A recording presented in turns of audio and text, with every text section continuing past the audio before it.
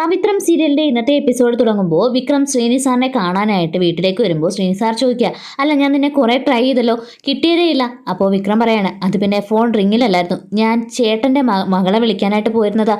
Sreeni sir ചോദിക്കുക, നീ ഒറ്റയ്ക്കാണോ പോയത്? അപ്പോൾ വിക്രം, അല്ല വേദയും കൂടെ ഉണ്ടായിരുന്നെന്ന് പറയുമ്പോൾ പെട്ടെന്ന് ശ്രീനി സാറ് പറയുകയാണ്, ഒരു കുടുംബസ്ഥനായോ നീ? ഞാൻ ഇത്രയൊക്കെ പറഞ്ഞുകൊണ്ട് നീ ഇങ്ങോട്ട് വരില്ലെന്നാണ് ഞാൻ വിചാരിച്ചത്. അപ്പോൾ വിക്രം പറയാണ്, എനിക്ക് അങ്ങനെ സാറിനെ ഉപേക്ഷിച്ച് പോകാനൊന്നും പറ്റില്ല. ശ്രീനി സാറ് പറയുകയാണ്, ഇനി എന്നെ സാറിനൊന്നും അല്ല വിളിക്കുന്നത്, സഹാവെന്ന് തന്നെ വിളിക്കണം, എല്ലാവരുടെ മുന്നിൽ വെച്ചും അങ്ങനെ തന്നെ ആയിരിക്കണം. പിന്നെ പേഴ്സണലായിട്ട് കൂടെ ഉള്ളപ്പോൾ നിനക്ക് സാറേ എന്ന് വിളിക്കാം, അല്ലാത്തപ്പോഴെല്ലാം സഖാവേന്ന് വിളിച്ചാൽ മതി. അപ്പോൾ വിക്രം പറയാണ്, അത് പിന്നെ വിളിച്ച് ശീലിച്ചതൊന്നും എനിക്ക് മറക്കാൻ പറ്റില്ല. അപ്പോൾ പെട്ടെന്ന് ശ്രീനി സാർ പറയുകയാണ്, എൻ്റെ സ്ഥാനാർത്ഥി പട്ടം എനിക്ക് കിട്ടുമെന്ന് ഉറപ്പായി, അതുകൊണ്ട് തന്നെ യൂത്ത് വിങ്ങിൻ്റെ സെക്രട്ടറിമാരിൽ ഒരാളായി ഞാൻ നിന്നെ നിയമിക്കാനിരിക്കുക. നിന്റെ പേര് ഞാൻ നിർദ്ദേശിച്ചിട്ടുണ്ട്, ഇത് ഞാൻ തരുന്ന ഒരു പ്രത്യുപകാരമാണ്. അപ്പോൾ പെട്ടെന്ന് വിക്രം പറയാണ്, ഏയ് അതൊന്നും വേണ്ട സാർ, സാർ പറഞ്ഞത് ഞാൻ അനുസരിച്ചു, അതുകൊണ്ട് സാറിന് ആ സീറ്റ് കിട്ടി എന്ന് കരുതി എനിക്ക് ഈ സീറ്റിനോടൊന്നും താല്പര്യമില്ലെന്ന് പറയുമ്പോൾ ശ്രീനി സാർ പറയാണ്, അങ്ങനെ ഒന്നും പറഞ്ഞാൽ പറ്റില്ല, നിനക്ക് ഇതിന് താല്പര്യമില്ലെന്ന് എനിക്കറിയാം, പക്ഷേ ഇതൊക്കെ ഒരു ആചാരം പോലെ എല്ലാവർക്കും കിട്ടുന്നതാണ്. എന്താ പ്രവൃത്തി പരിചയമില്ലെന്നാണോ? ആർക്കാ ഈ കാര്യത്തിലൊക്കെ പ്രവൃത്തി പരിചയം ഉള്ളത്? ഈ സെക്രട്ടറി സീറ്റിലൊന്നും ഇരുന്നാൽ മതി, ഭരിക്കേണ്ടത് എങ്ങനെയാണെന്നൊക്കെ ഞങ്ങൾ പറഞ്ഞു തരും, ഞങ്ങൾ കൂടെയുണ്ട്. പിന്നെ എനിക്ക് അത്യാവശ്യമായിട്ട് പിള്ള സാറിനെ കാണാനായിട്ട് ഡൽഹി വരെ ഒന്ന് പോകണം, അതുകൊണ്ട് അപ്പോൾ ഞാനില്ലാത്തതിൻ്റെ കുറവ് ഇവിടെ ഉണ്ടാവാൻ പാടില്ല. എല്ലാ കാര്യങ്ങളും നീ തന്നെ ആയിരിക്കണം നോക്കേണ്ടത്, കൂട്ടിന് ഇവരെല്ലാവരും ഉണ്ട്. പിന്നെ നീ ഇങ്ങനെ ഭയപ്പെടേണ്ട കാര്യമൊന്നുമില്ല, എനിക്ക് പിന്തുടർച്ചയായിട്ട് നീ എപ്പോഴും എൻ്റെ പിന്നിൽ തന്നെ ഉണ്ടാവണം, ഒരു കൂട്ടായിട്ട്. നീ മറുത്തൊന്നും പറയണ്ട, ഈ സീറ്റ് സെക്രട്ടറി സ്ഥാനം നിനക്കുള്ളതാണ് എന്നിങ്ങനെ ശ്രീൻ സാർ പറയുമ്പോൾ വിക്രം അത് കേട്ടിട്ട് മിണ്ടായിരിക്കുന്നു. അങ്ങനെ അടുത്തതായിട്ട് കാണിക്കുന്നത് മാഷ് വീട്ടിലേക്ക് വരുമ്പോൾ അമ്മ പുറത്തേക്ക് വന്നിട്ട് സന്തോഷത്തോടെ പറയാം, മാഷേ ദേ അപ്പുമോള് വന്നിട്ടുണ്ട്. മാഷ്, അപ്പുമോളോ? ആരാ അവളെ കൂട്ടിക്കൊണ്ട് വന്നത്? അപ്പോൾ അമ്മ പറയുകയാണ്, അത് പിന്നെ വിക്രമോ എന്ന് മാഷ് ചോദിക്കുമ്പോൾ പെട്ടെന്ന് അമ്മ പറയാം, അല്ല വേദയും വിക്രവും ചേർന്നാണ് കൊണ്ടുപോയത്, ആ കുട്ടി ഈ വീട്ടിലേക്ക് വെളിച്ചം കൊണ്ടുവരുമെന്ന് ഞാൻ പറഞ്ഞതല്ലേ മാഷിനോട്, എന്നിട്ടിപ്പോൾ എന്തായി? ആ കുട്ടി ഈ വീടിന് വേണ്ടി നല്ല കാര്യങ്ങൾ മാത്രമാണ് ചെയ്യുന്നത്. അപ്പോൾ മാഷ് പറയുകയാണ്, നമ്മുടെ അപ്പുമോള് ഈ വീട്ടിൽ നിൽക്കാത്തതിന് കാരണം നമ്മുടെ മൂത്ത മകനാണ്, അവൻ കാരണമാണ് നമ്മുടെ കൊച്ചുമകള് നമ്മുടെ കൂടെ ഇല്ലാത്തത്, അല്ലാതെ ഇളയ മകനും മരുമകളും കൂട്ടിക്കൊണ്ടുവന്ന് എന്ന് വെച്ച് ഈ വീട്ടിലേക്ക് വെളിച്ചം വരാറായിട്ടില്ല. അപ്പോൾ അമ്മ പറയുകയാണ്, തൽക്കാലം ഈ വീട്ടിലൊരു സന്തോഷം ഉണ്ടല്ലോ, ഈ വെക്കേഷൻ സമയത്തെങ്കിലും നമുക്ക് നമ്മുടെ കൊച്ചുമോടെ കൂടെ സന്തോഷത്തോടെ കഴിയാലോ എന്ന് പറയുമ്പോൾ മാഷ് പറയാണ്, ആ സന്തോഷം എന്നും കൂടെ ഉണ്ടാവണമെന്നാണ് ഞാൻ ആഗ്രഹിക്കുന്നത്, പക്ഷെ അത് നടക്കില്ലല്ലോ. അപ്പോൾ അമ്മ പറയാം, മാഷ് അകത്തേക്ക് വാ. അപ്പുമോള് മാഷിനെ കാത്തിരിക്കുക. മാഷിനെ കണ്ട ഉടനെ തന്നെ അപ്പുമോള് ഓടി വന്ന് മാഷിനെ കെട്ടിപ്പിടിച്ച് മാഷിന്റെ തോളിൽ ഇങ്ങനെ കയറിയിരിക്കുകയാണ്. എന്നിട്ട് പറയാം, ഞാൻ വിഷുവിന് വന്നപ്പോൾ മുത്തശ്ശിനെ കാണാൻ പറ്റിയില്ലല്ലോ. അപ്പോൾ മാഷ് പറയാം, അത് പിന്നെ ഞാൻ എൻ്റെ അമ്മയുടെ വീട്ടിലേക്ക് പോയതാ, അല്ല മോള് വന്ന കാര്യം എന്നെ ഒന്ന് വിളിച്ച് പറയണ്ടായിരുന്നോ, ഞാൻ കുറച്ചുകൂടി നേരത്തെ വരുമായിരുന്നല്ലോ. അപ്പോൾ അമ്മ പറയുകയാണ്, ആ ഫോൺ എടുത്തൊന്ന് നോക്ക്, ഞാനും വിളിച്ചു മുത്തശ്ശ എന്ന് പറയുമ്പോൾ മാഷ് ആ ഫോൺ എടുത്ത് നോക്കുമ്പോൾ സ്വിച്ച് ഓഫ്. അപ്പോൾ മോള് പറയുകയാണ്, അതെ മുത്തശ്ശന് ഇത് ഒന്ന് ചാർജിലിടുകയെങ്കിലും വേണം.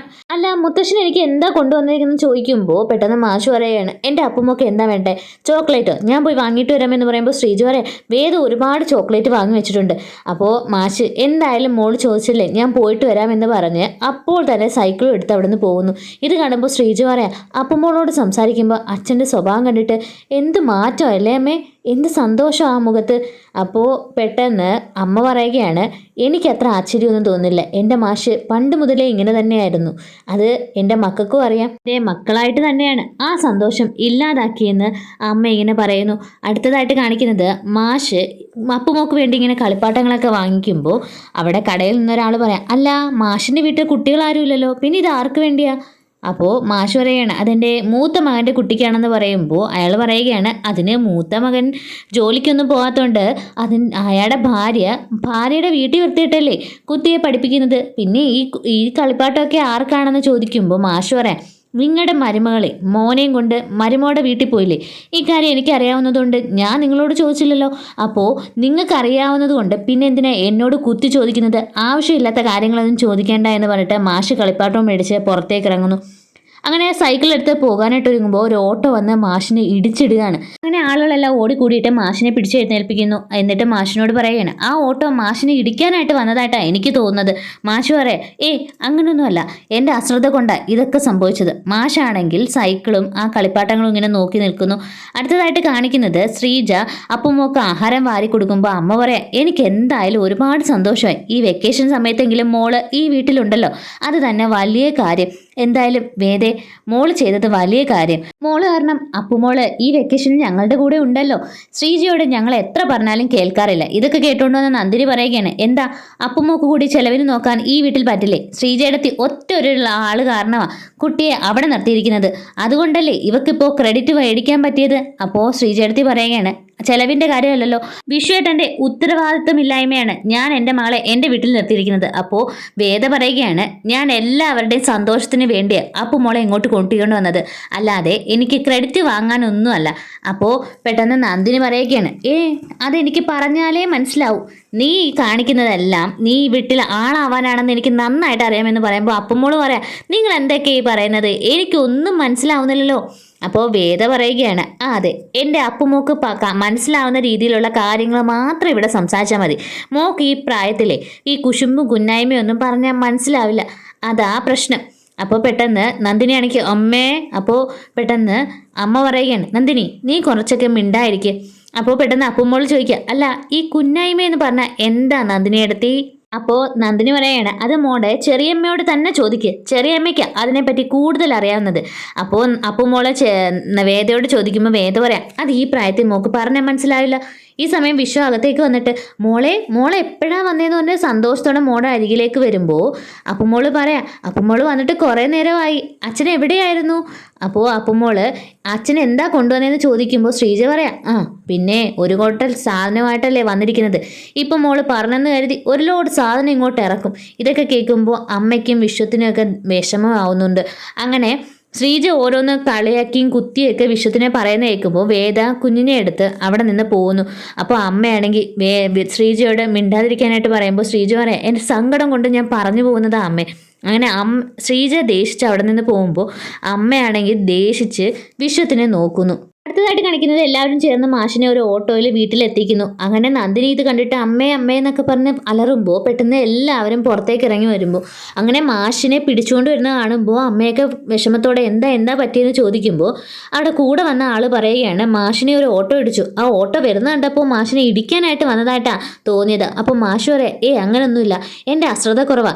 അല്ല എൻ്റെ സൈക്കിൾ എവിടെയെന്ന് ചോദിക്കുമ്പോൾ ആ കൂടെ വന്നവർ പറയാം, അത് ആ കടയുടെ മുന്നിൽ തന്നെ ഉണ്ട്. അപ്പോൾ വിശ്വത്തിനോട് അത് എടുത്തുകൊണ്ട് വരാനായിട്ട് പറയുമ്പോൾ വിശ്വം പറയാം, ഇന്നിപ്പോൾ വേണോ, നാളെ പോരെ?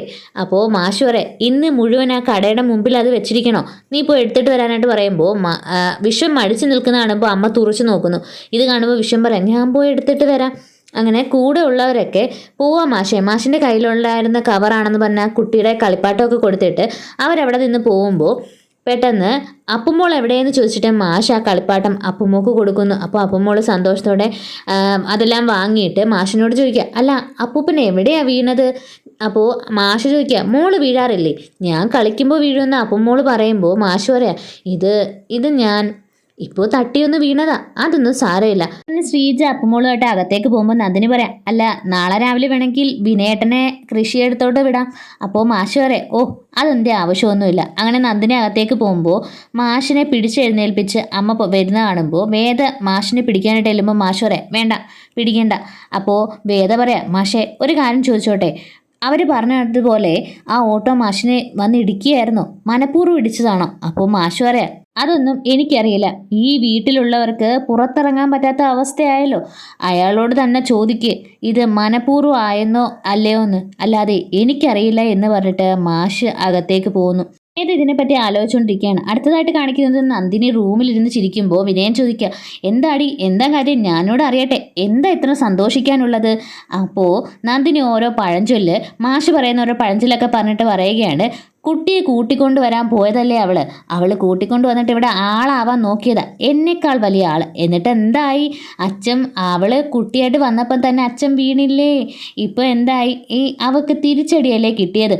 ഇത് കേൾക്കുമ്പോൾ വിനയൻ നന്ദിനിയെ അടിക്കുന്നു. എന്നിട്ട് പറയുകയാണ്, ഇപ്പോൾ ഞാൻ ഈ അടി എന്തിനാ തന്നേന്നറിയാമോ? 3 കാര്യങ്ങൾക്കാണ്.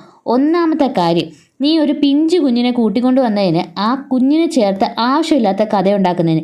പിന്നെ രണ്ടാമത്തത്, എൻ്റെ അച്ഛൻ മറിഞ്ഞു വീണതിന് നീ സന്തോഷിക്കുന്നത്. പിന്നെ മൂന്നാമത്തത്, ഇനി ഇങ്ങനത്തെ കാര്യങ്ങൾ ആവർത്തിക്കാതിരിക്കുക. ഇനി മേലെ ഇതൊന്നും ആവർത്തിക്കരുതെന്ന് പറഞ്ഞിട്ടും നിന്റെ പഴഞ്ചൊല്ലൊക്കെ നിർത്തിക്കോ എന്ന് പറഞ്ഞിട്ട് വിനയം കയറി കിടന്നുറങ്ങുന്നു.